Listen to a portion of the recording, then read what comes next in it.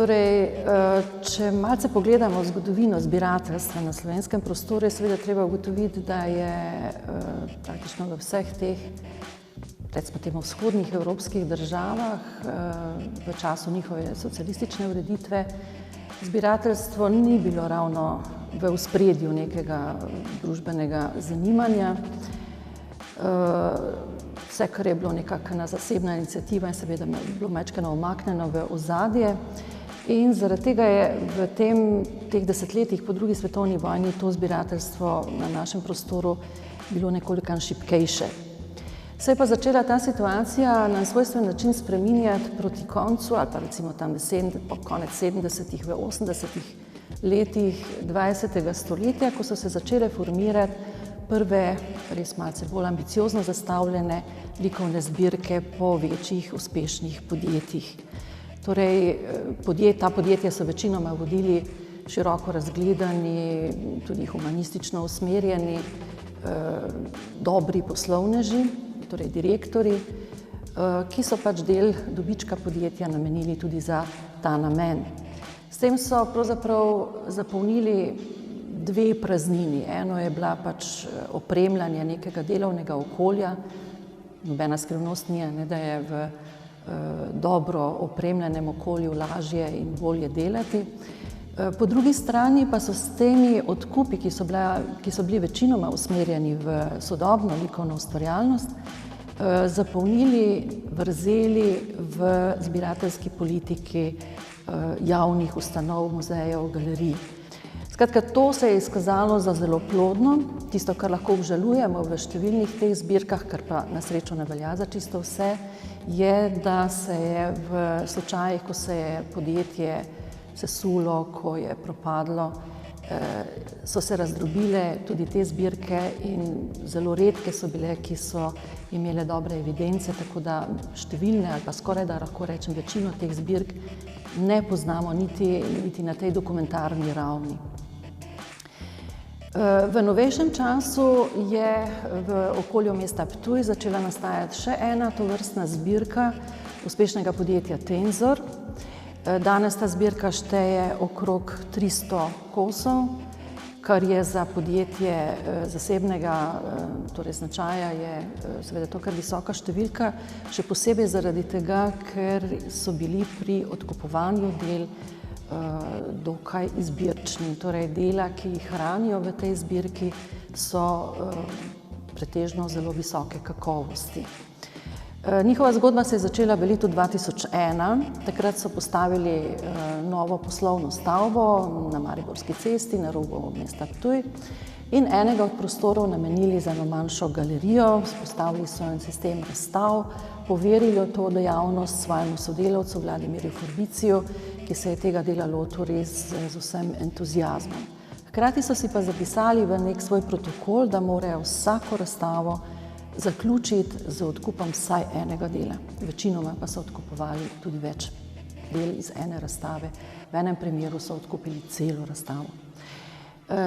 Torej, ta intenzivna razstavna dejavnost, pospremljena z odkupi, je trajala do leta 2005. Vmes so se preselili z galerijo v središče Starega mesta. Žal pa je potem po letu 2005 ta intenziteta nekoliko šla nazaj.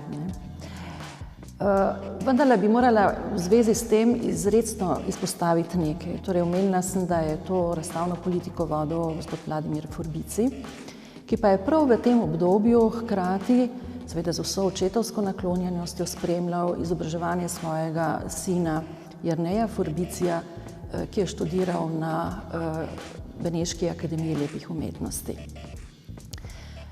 To možnost, torej to dejstvo je nekako razumel čisto pravilno v smislu možnosti, neke nove priložnosti. Jernej je seveda v tem beneškem okolju, te izvrstne ustanove, se gibal v krogu mladih ustvarjalcev, talentiranih ustvarjalcev, ki so prihajali z vseh koncev sveta, si ustvaril tudi razna prijateljstva.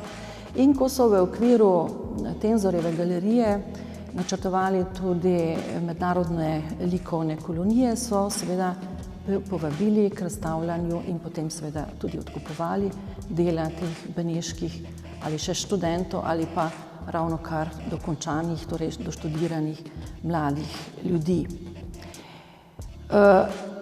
Ko se je nekako kazalo, da bojo pač zmanjšali to prisotnost na galerijskem trgu, so pred zaprtjem galerije na Prešernovi ulici na Ptuju ustanovili kulturno-umetniško društvo Artstays. Torej podpisniki te ustanovitve so bili poleg družine Forbici, ki sem jo že navedla, sta bila tudi direktorja podjetja Tenzor.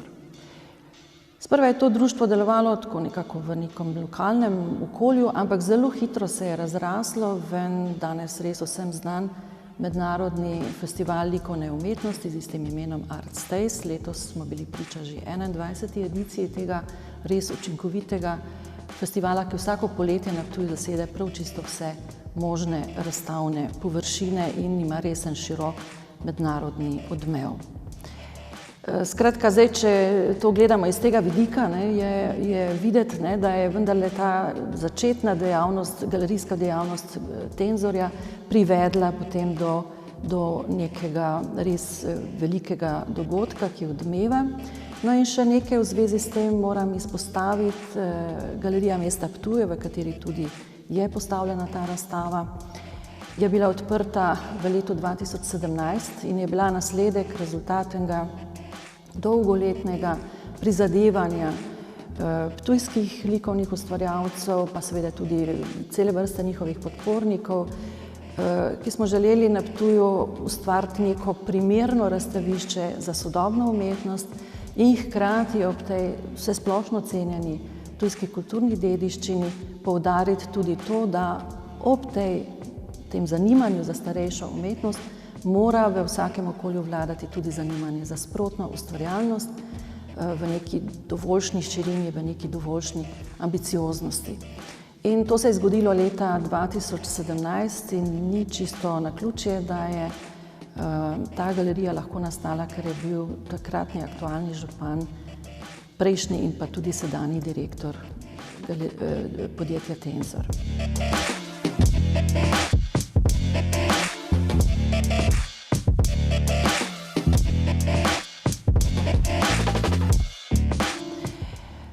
Zdaj, če se pa vprašamo, kakšen je pa zdaj značaj te zbirke Tenzor, ki je nastajala kar precej let in je zdaj ta zbirateljska politika ponovno obujena. Torej, zelo se tej zbirki pozna tisto, kar sem že omenila, torej neko nasledstvo tega beneškega akademijskega okolja, kar lepo število del v tej zbirki predstavljajo slike in deloma tudi kipi ali celo fotografije ustvarjalcev, ki so se šolali v Benetkah. Med njimi bi, če izpostavim recimo samo dva med slikarji, prav gotovo Igorja Molina, to je res uspešen Benečan tudi po svojem poreklu, ali pa slovenskega rojaka, fotografa Bizjaka, Primoža Bizjaka, ki je tudi študiral slikarstvo na Beneški akademiji, ampak se je potem posvetil fotografiji in ga danes štejemo za enega najbolj prodornih evropskih ustvarjalcev na polju fotografije s nekimi čisto posebnimi pristopi. Torej, to je en del tega značaja, te zbirke, ki to zbirko seveda izrazito ločuje od kakšnih drugih podobnih. Drugo pa seveda je recimo temu pričakovano, da se bo podjetje, ki deluje na Ptuju, ima sedež na Ptuju, da se bo to podjetje nekako posvetilo tudi domačim umetnikom. In to je pa tisti drugi pol te zbirke. Torej, nekaj teh del, ki so zastopana, torej, ki so recimo po poreklu ptujska dela, so dela nekaterih že pokojnih ustvarjalcev, med njimi bi recimo posebej izpostavila Albina Lugariča, za katerega je zanimivo, da so pridobili nekatera njegova danes zmeraj težje dostopna starejša dela, ki so Lugariča pravzaprav pozicionirala v nekem slovenskem prostoru. Potem pa seveda dela sedanjih, torej še živečih, še ustvarjajočih slikarjev in kiparjev, ki imajo svoj sedež na Ptuju. Torej, eno je tole, kar je tukaj za mano. To so delo Viktorja Rebrnaka, nekega zelo zanimivega mlajšega ustvarjalca, ki pa se v zadnjem času nekako odmaknil, nekako ne dosegamo več njegovih del, tudi živi zdaj drugje. Gre za nek zelo precizen, prefinjen pristop, te slike imajo naslov Mimikrija. Skratka, na nas je, da pravzaprav znotraj te na prvi pogled abstraktne slike odkrijemo detajle, mogoče nekaterih celo zelo znanih del iz likovne preteklosti. In pa seveda posebej moram izpostaviti tudi Dušana Fišerja. Prej sem omenila, da je Tenzor v nekem trenutku odkupil celo razstavo, in to je bila Fišerjeva. Namreč podprli so ga pri študijskem bivanju v Parizu, nekaj časa je z njihovo podporo živel v Parizu in to bivanje je bilo za njegovo slikarstvo en pomemben impuls, da je odločneje stopil v eno sfero, ki bi jo mogoče malce površno lahko označili kot geometrijska abstrakcija. Skratka, na tem polju je Fišer prav s tem seznanjanjem s to širšo evropsko sceno naredil en tak pomemben preboj. In ko se je vrnil iz Pariza z goro nekih skic, takšnih osnutkov nekih večjih del, pa tudi že z narejenimi oljnimi in akrilnimi slikami, je iz tega naredil razstavo in ta razstava se je potem v celoti znašla v fundusu galerije Tenzor. Torej, no, zdaj, če govorimo o teh slikarjih, ki so študirali v Benetkah, je seveda potrebno izpostaviti še Jerneja Fabricija, ki je razvil en svoj oseben slog, jasno razviden že v času njegovega študija. In prav zanimivo je, da so ga njegovi beneški profesorji favorizirali že takrat. On je že zelo zgodaj pravzaprav bil prisoten na različnih razstavah, kjer so se predstavljali študentje in potem diplomiranci v Benetkah samih, tudi na Beneškem bienalu, na primer. Se je pa uveljavil z enimi krajinami, ki imajo pravzaprav dva izvora, likovno gledano. Eno je, da ga je kot mladega ustvarjalca seveda so ga fascinirale Benetke s tem svojim nenavadnim ambientom, z to vlago, ki je nenehno prisotna v okolju, s to veliko količino vode. Skratka, to je en poseben ambient, ki je seveda vplival na beneško slikarstvo skozi stoletja. In Jernej je en velik zagledanec v staro slikarstvo. Torej, on je res študiral tudi stare mojstre in ta znanja, likovna znanja, dojemanje barve, atmosfere, seveda poskušal zajeti tudi v svoja dela. To je zdaj en ta, bi rekli, obrtni, metjejski vidik tega njegovega slikarstva. Na drugi strani pa seveda ta vsebinski del, ki je dokaj apokaliptičen. To so ogromne krajine, velikih dimenzij, v katerih ni ljudi. Torej, to je ta svet, ki se nam napoveduje, res apokaliptičen.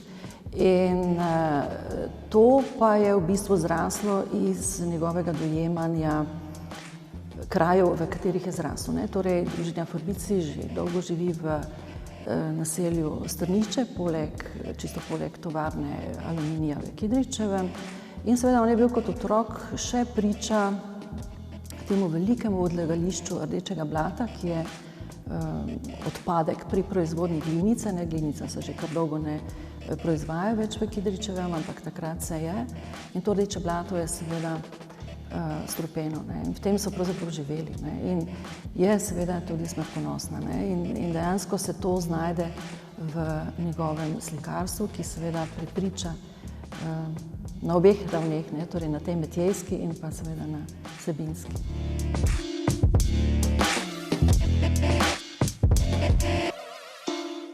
Znotraj teh ptujskih, bom rekla, nekako ptujskih ustvarjalcev, seveda ne moramo mimo fotografije, ki ima na Ptuju tudi kar močno ustvarjalno silo, torej poleg del Stojana Kerblerja, ki praktično ne manjkajo v nobeni ptujski zbirki, tudi nekih manjših zasebnih ne.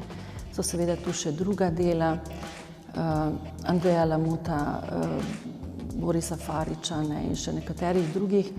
Skratka, tudi to polje je nekako zastopano v zbirki Tenzor. Kiparskih del je v zbirki sicer manj, vendarle imajo dela, torej ptujskega kiparja Tomaža Plavca. Opozorila bi na eno zanimivo odločitev te zbiralne politike, namreč Erik Lovko je tudi prisoten s svojimi slikarskimi deli v zbirki, so se pa z njim dogovorili v nekem trenutku, da jim je naredil kar nekaj manjših bronastih kipov, ki so jih potem uporabljali za poslovna darila. Mogoče še nekaj, kar se pri takih zbirkah redko kdaj zgodi. Omenila sem gospoda Vladimirja Forbicija, ki je skrbel za razstavno in zbiralno politiko podjetja Tenzor. On je namreč tudi oblikovalec pohištva. Na Ptuju je kar nekaj podjetij in seveda tudi zasebnih domovanj, ki jih je on opremil s svojimi unikatnimi izdelki, torej on je naredil načrte za pohištvo v teh okoljih in je to pohištvo tudi sam osebno potem izdelal. In ko se je podjetje Tenzor preselilo v novo stavbo na Mariborski cesti, je Vladimir Forbici opremil vse prostore, poslovne prostore z res unikatnim pohištvom. In zato smo si dovolili, da na tej razstavi postavimo v enega od razstavnih prostorov tudi 3 izbrane kose.